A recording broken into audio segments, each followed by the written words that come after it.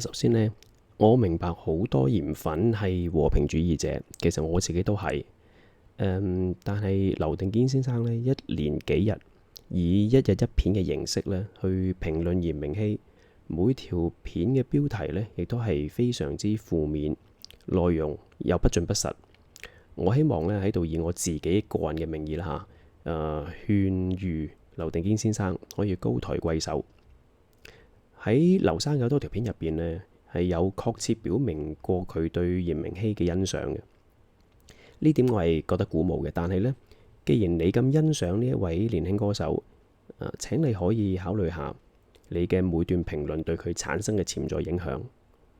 明白呢幾條片會為你帶嚟一啲嘅高嘅 view 數啦，同埋唔少嘅潛在收益嘅。但係呢，君子愛財，取之有道。特別係對仍然係在學嘅一個學生哥，希望劉先生咧評論嘅時候咧，可以尊重事實，同埋咧減少一啲負面標籤啊。感謝你嘅高抬貴手。咁劉定堅先生喺9月27號去到10月2號呢6日間呢，係總共出咗5條片去評論嚴明熙，分別係27號嘅嚴明熙簽 MakerVille， 9月29號嘅封殺嚴明熙，9月30日嘅嚴明熙絕路，10月1日嘅玩殘嚴明熙，10月2日嘅嚴明熙陷阱。咁以下係我本人對呢5條片嘅一啲嘅回應。咁首先係第一段片，嚴明熙簽 MakerVille。劉先生呢喺嗰個標題嗰度呢係以確切嘅措辭啦，大字標題咁去報導嚴明熙簽 MakerVille。咁其實呢已經係有誤導公眾同埋製造假消息之嫌啊！特別係喺2日後證實呢一個標題係錯誤嘅啦，咁亦都係冇作出更改啦，或者收起條片。咁顯然呢就唔係一個負責任嘅行事方式啦。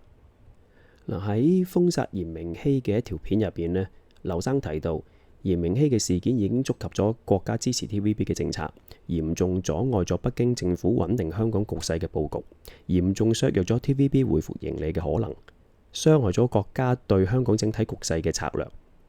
於是乎，封殺嚴明熙咧變咗升咗級嘅策略性行為，擾亂咗北京對香港媒體嘅佈局。呢個顯然係與北京人誓不休，將事情咧無限上綱上線啊！向一個20出頭嘅年輕人扣上一個非常沉重嘅帽子。跟住劉生提到啦，一定要封殺你嚴明熙，話俾你聽，所有人以後乖乖地簽 TVB，唔好嘈喧巴閉。咁但係呢個封殺論呢，亦都係欠缺佐證，因為其實今次參與舞台劇嘅其他人士全部都係同 TVB 係有住深厚嘅合作關係嘅。咁顯然呢個講法其實就係冇說服力嘅。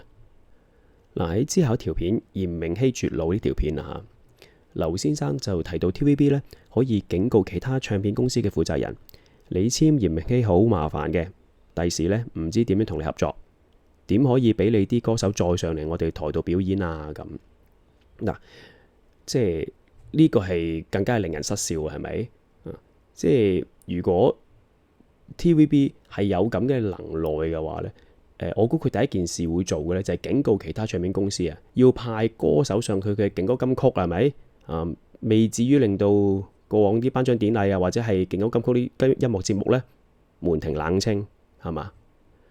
另外，劉生提到唯一嘅解釋係 TVB 動用咗佢背後嘅勢力，有政治力量嘅大陸人直接揾咗邵少超同埋鄭家純單咗聲，大家幫下手，唔好搞嚴明熙。有政治力量拍咗膊頭。again， 如果我係 TVB 呢，我有咁嘅能耐，我第一件事呢就拍下邵少超膊頭，就叫佢唔好整對 Mirror 出嚟頂爛事，係咪啊？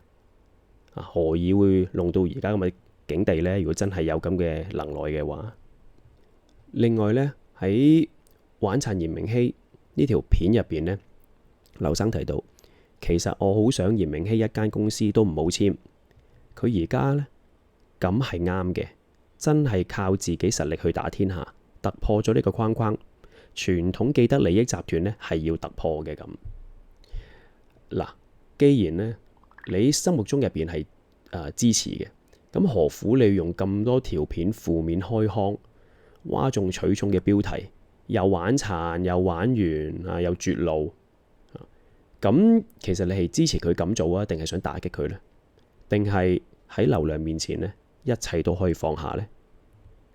咁喺嚴明熙陷阱呢條片入邊呢，劉先生提到嚴明熙點解唔肯簽呢？你俾幾百萬一年，佢保證 TVB 就係唔肯，咁抵死咯，咪簽唔到咯。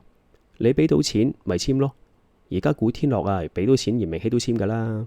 對嚴明熙嚟講，咁佢約滿啊嘛，你俾到着數我咪簽咯。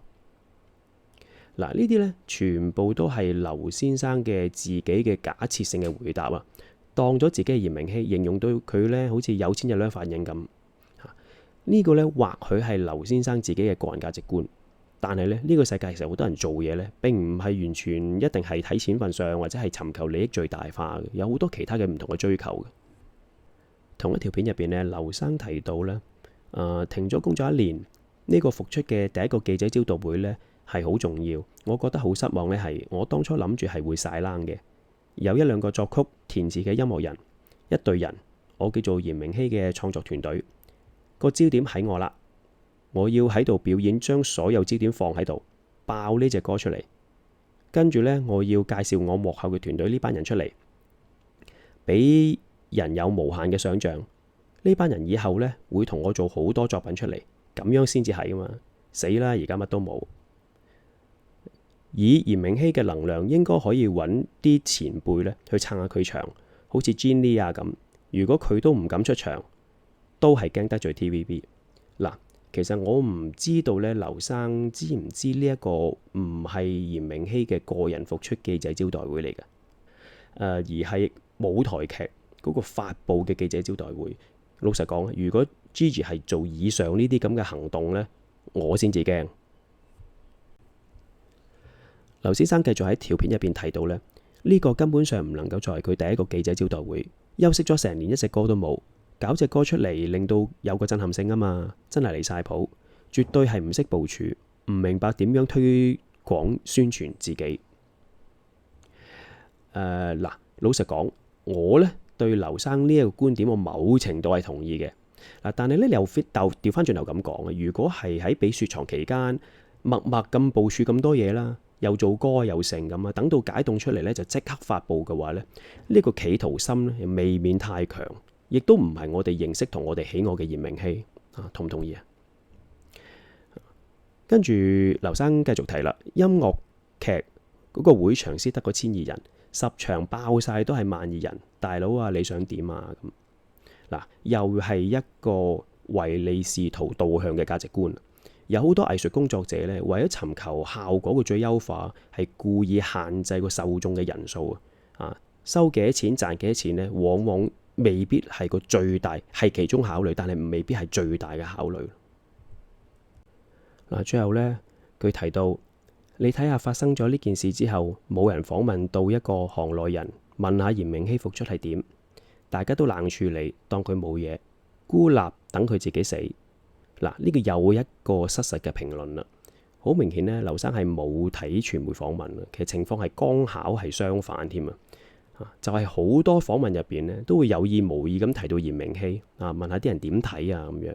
嗱，遠嘅唔講，近嘅啱啱訪問完陳偉啦，Windy 同埋 Yumi 嘅訪問入邊呢，亦都係有問及同即係 Gigi 自組公司點睇等等。呢個係好明顯係完全失實嘅一個評論嚟嘅。